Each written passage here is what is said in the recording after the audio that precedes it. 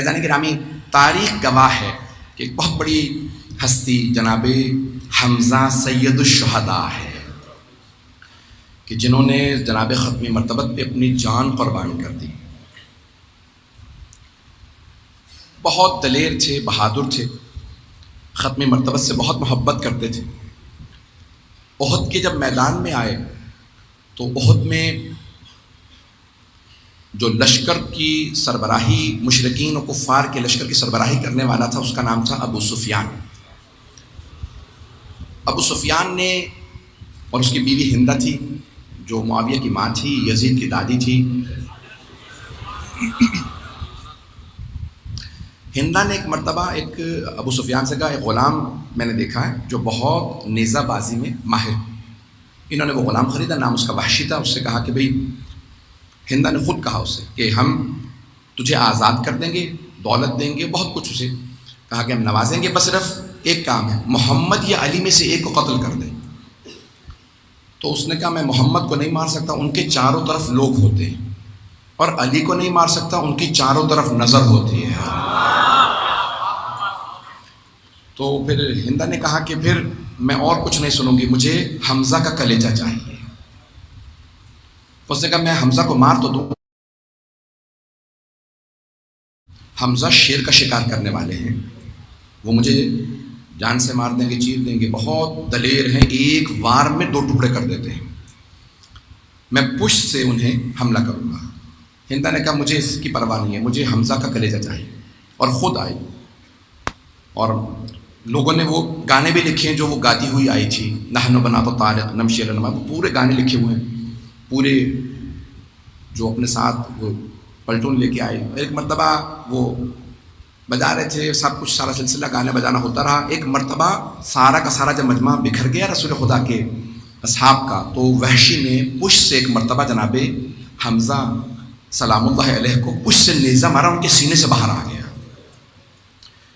تو ایک مرتبہ جب جناب حمزہ گرنے لگے نا، تو کہا یا رسول اللہ آپ تنہا رہ جائیں گے، بس ایک علی آپ کے پاس ہیں، میں اپنی جان آپ پہ قربان کرنے میں کامیاب رہا، لیکن اس بات کا کوئی غم نہیں کہ میں جا رہا ہوں. اب سمجھ میں آیا یہ میدان کربلا میں ہر اصحاب میں، انصار میں جاتے میں روتے ہوئے یہ کیوں کہتے تھے، مولا آپ تنہا رہ جائیں گے.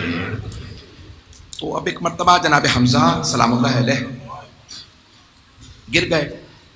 جب گرے تو فوراً ہندہ فوراً پہنچی اور وحشی سے کہا ان کا کلیجہ، ان کا سینہ چیر دو. اس نے پورا سینہ کاٹا، کھولا، اس نے کلیجہ نکالا اور کھانا چاہتی تھی، لیکن چھٹے امام فرماتے ہیں کہ اللہ نے کلیجے کو اتنا سخت کر دیا تاکہ وہ کھا نہ سکے، کہ ایک سید الشہداء کا جسم کا کوئی بھی ٹکڑا مشرکہ کا جز نہ بنے کا اسے سخت کر دیا. لیکن اگر آپ زیارت عاشورہ یا کوئی زیارت پڑھیں تو اس میں آئمہ نے جب ہندہ پہ لعنت کی ہے نا، تو یہ جملہ کہا ہے وَابْنَ آکِلَةُ الْأَكْبَادِ، کبد کی جمع اکباد، کلیجہ چبانے والی کے بیٹے، اللعین ابن اللعین، کہ وہ بھی ملعونہ تھی، اس پہ بھی لعنت ہو، بیٹوں پہ بھی لعنت ہو. عزیزان گرامی، ایک مرتبہ اس نے سینہ چاک کروایا جناب حمزہ کا، وحشی نے کلیجہ نکال کے دیا، چبانا چاہا، کھا نہیں سکی. اس نے کہا کہ ان کا مسئلہ کر دو، ان کی ناک کاٹو، ہونٹ کاٹو، کان، ان کی آنکھیں نکال کے مجھے دو، ہاتھوں کی انگلیاں، پاؤں کی انگلیاں کاٹو. تو وحشی نے سارے کے سارے اعضاء کاٹے. کہ مجھے ایک ہار میں پرو دے، گلے میں ڈال کے مکے جاؤں گی، بتاؤں گی کہ میں حمزہ کا یہ جگر لے کے آئی ہوں. تو اتنے میں پیغمبر اسلام نے کسی سے کہا، صحابی سے، جاؤ ذرا جا کے دیکھو میرے چچا کہاں ہے. جانتے ہیں نا کہ بھتیجوں کو چچا سے کتنی محبت ہوتی ہے. ایک مرتبہ ایک صحابی آئے، آنے کے بعد دیکھا کہ میں یہ پوری خبر رسول خدا کو نہیں دے سکتا.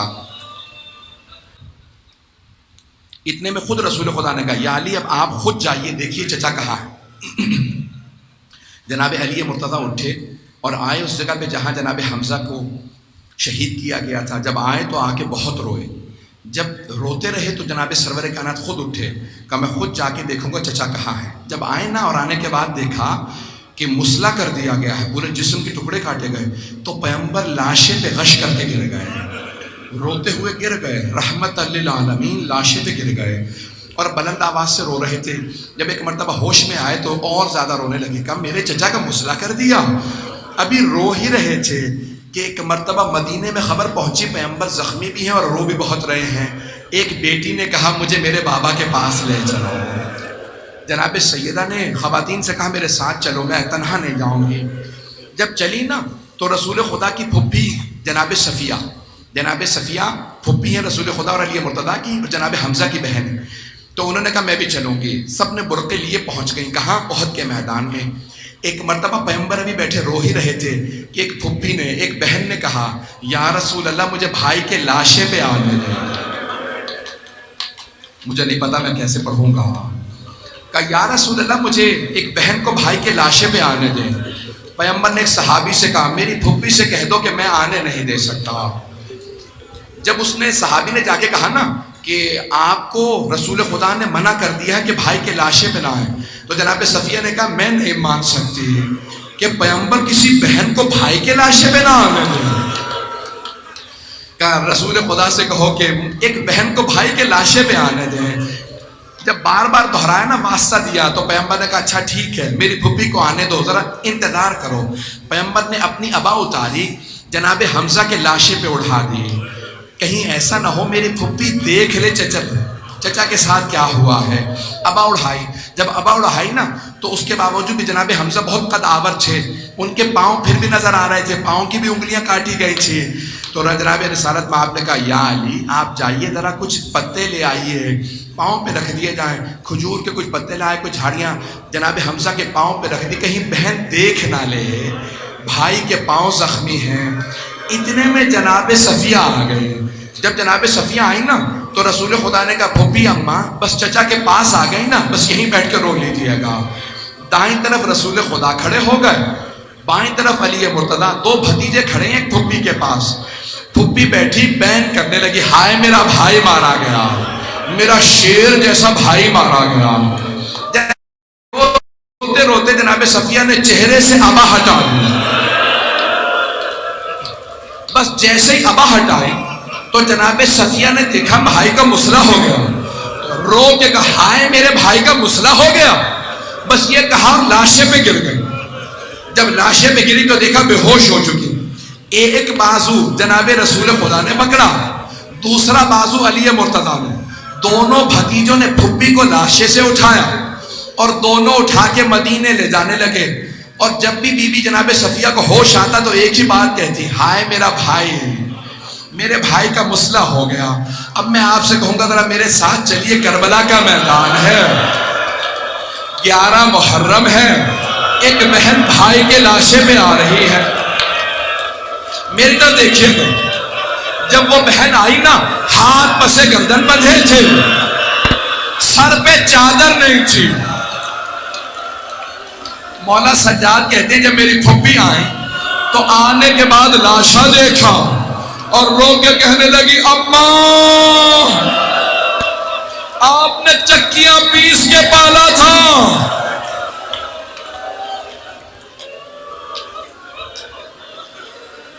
میری پھوپھی نے میرے بابا کا طواف شروع کر دیا. میری پھوپھی امام سجاد فرماتے ہیں میری پھوپھی میرے بابا کا طواف کرنے لگی. طواف کرتی جاتی تھی، روتی جاتی تھی. مولا سجاد کہتے ہیں ایک نگینے کے برابر جگہ نہیں تھی میرے بابا کے لاشے پہ جہاں میری پھوپھی بوسہ دے سکتی. اتنے تیر لگے تھے، اتنی تلواریں، اتنے پتھر مارے تھے کہ میری پھوپھی بوسہ نہیں دے سکتی تھی. پھر ایک مرتبہ میری پھوپھی نے مدینے کا رخ کیا، لاشے کے پاس بیٹھی اور کہا اماں آپ نے کہا تھا زینب جب حسین سے ودا کرنا تو گلے کا بوسہ دے دینا. کہا میری پھوپھی نے ہاتھ پسے گردن بندھے تھے، اپنے لبوں کو کٹے ہوئے گلے پہ رکھا اور چوم کے رو کے کہا یا جدہ یا رسول اللہ صلی علیکہ ملیک السماء. نانا آسمان سے ملائکہ نازل ہوئے تھے آپ کا جنازہ پڑھنے. ھذا حسین مرمل بالدماء، نانا یہ آپ کا نواسہ حسین ہے، نانا یہ آپ کا حسین جو پتھروں میں گھرا ہوا ہے، جسے اتنے پتھر مارے گئے. میں نے تمام کر دیا. ہاتھ جوڑ کے کہوں گا بس 2 جملوں کی زحمت، اب آپ سے برداشت نہیں ہو رہا، ابھی تو میں نے نہ کوئی شہادت پڑھی ہے، ابھی تو کوئی شہادت نہیں پڑھی، مجھے معاف کر دیجئے گا، میرے بہت سے بچے برداشت نہیں کر رہے، بہت سے بزرگ، میں تب دیکھیے گا آخری جملے پیش کر رہا ہوں۔ عزیزان گرامی، 5ویں امام سے پوچھا، مولا جب حسین پشت زلجنہ سے گر گئے تھے تو اشقیاء بتاتے ہیں زلجنہ مولا کا طواف کر رہا تھا، آوازیں بلند کر رہا تھا، مولا زلجنہ کچھ کہہ رہا تھا؟ امام باقر نے کہا ہاں، وہ بار بار کہتا تھا میرے مولا ایک مرتبہ ہمت کر کے میری پشت پہ واپس آ جاؤ، میں آپ کو اتنی دور لے جاؤں گا۔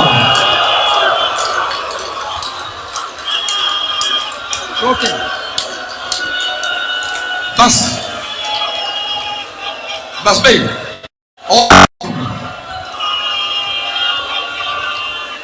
میرے کو دیکھیں گے، امام باقر نے کہا کہ زلجنہ بار بار مولا حسین سے کہتا تھا میرے مولا بس ایک مرتبہ، طواف کرتا جاتا تھا، کہتا تھا مولا بس ایک مرتبہ ہمت کر کے میری پشت پہ واپس آ جا، میں آپ کو اتنی دور لے جاؤں گا پھر کوئی تیر نہیں لگے گا۔ ایک مرتبہ لوگوں نے پوچھا مولا حسین نے بھی کچھ کہا زلجنہ سے؟ کہا ہاں میرے جد نے، میرے دادا نے کہا زلجنہ خیموں میں واپس چلا جا، میری